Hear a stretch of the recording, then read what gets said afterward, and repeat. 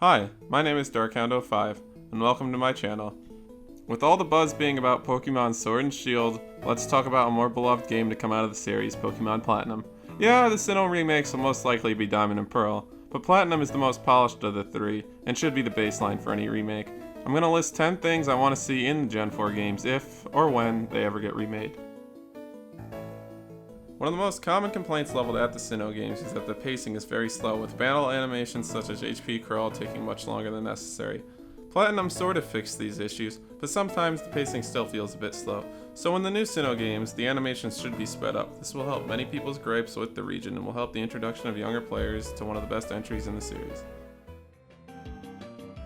One of the best features added in the Alola region was the removal of hidden machines in favor of Pokéride. This is something the Sinnoh region could greatly benefit from, as the need for one, or even two HM slaves, such as the most infamous Pokemon to come out of this region,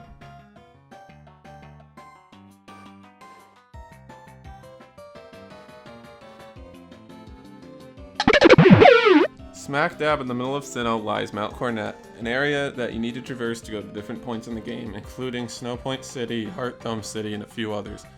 This is also the spot where you can find the three legendaries in Giratina, Dialga, and Palkia. However, to navigate Mount Coronet fully, you would need at least 4 hidden machines in the forms of Surf, Strength, Rock Climb, and Rock Smash.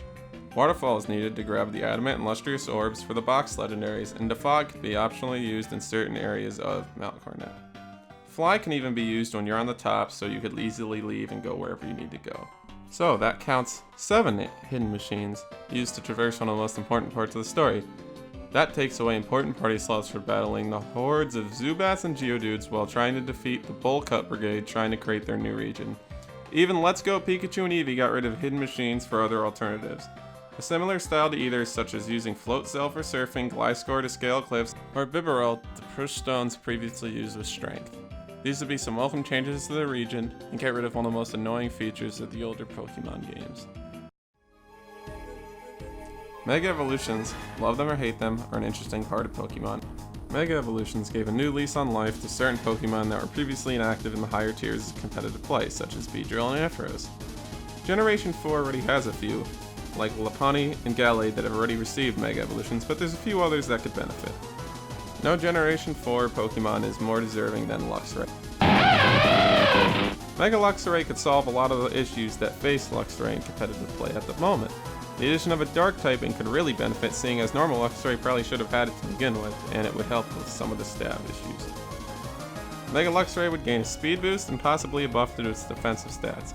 Ability-wise, adding Strong Jaw would improve moves like Crunch, which becomes its main stab dark move, and since the Elemental Fangs are used as one of the main Luxray kits, it would benefit it in this way. Of course, the starters would most likely get Mega Evolutions, and if I had to name 4 more besides the ones already listed, Floatzel, Weavile, Roserade, and Toxicroak would be fitting recipients of the additional boost. On my recent playthroughs of Pokemon Platinum, I made 2 runs. One with Chimchar before the file became corrupted, and one with Piplup. The Chimchar line made getting through some of the gyms like Gardenia a breeze compared to the annoyance a Piplup team can suffer at the same point. This led me to notice something. Sinnoh only has a handful of fire types, with a few more added in Platinum after the initial 5 that there were in Diamond and Pearl. Besides Monferno and the rest of its monkey bunch, Ponyta and Rapidash, the 2 dogs where my name came from, Magmortar and its line, and the choice of Flareon is all there is in terms of fire typing. And the only one catchable before beating the second gen is Ponyta if Chimchar isn't chosen. The addition of Growlithe and Vulpix in the remakes could help this problem, but it's not a necessary fix, more of a personal preference, but many people would agree that it could help in additional playthroughs. And yes, I did not forget about the fire steel type elephant in the room, but you cannot obtain that till literally the end of the game. Like the end of the post game is the only time you can obtain Heatran, so yes, I know I didn't mention it before, that's why.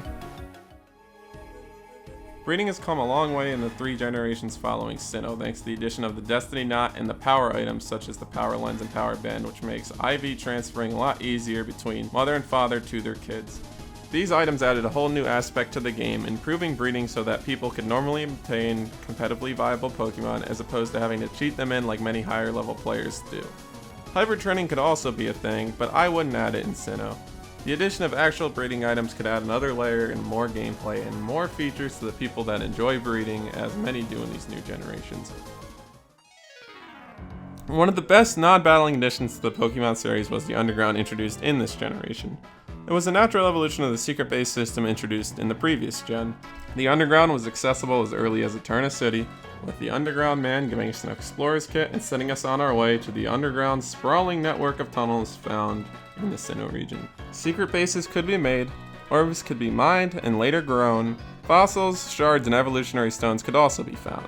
Your base could be decorated with items traded for the orbs previously mentioned. Traps could be used to mess with friends, and with the online system found on the Switch, a more vibrant and alive underground could be made, with even more improvements on the tweaking of certain traps due to not having the use of a bottom screen. Any attempt at remaking the Sinnoh region faces a big problem. How do you handle the new gear introduced in this region? The Pokédge. The Pokédge used the newly introduced touchscreen that was heavily marketed with the DS. In terms of new features added, the Pokédge was one of the best. It had different apps that were useful for different things. The town map and the berry map were useful for navigation, finding roaming Pokemon like Miss Barrett, and keeping track of berry locations throughout the region. The Friendship Checker, which was the app I used the most, was useful for evolutions like Lopunny and Lucario, and the Daycare Checker helped you see eggs when they were available. A companion app for smartphones or a similar change could help in the newer games since there's no dual screen on the Switch.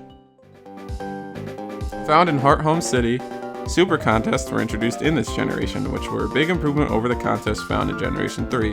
The addition of the dress up and dance minigames to the already established performance minigame really helped in adding more variety and more fun to these contests. In addition, Poffin making would make a return. This could use the Switch's touchscreen capacity if played on the gamepad part. However, there could be a tweak to allow people to play it on the TV modes, seeing as Poffin making goes along with the contest. The contest could find even more love and more new stuff added in Gen 4, maybe adding routines or some other aspect along those lines, making it even more entertaining and even more fun to play.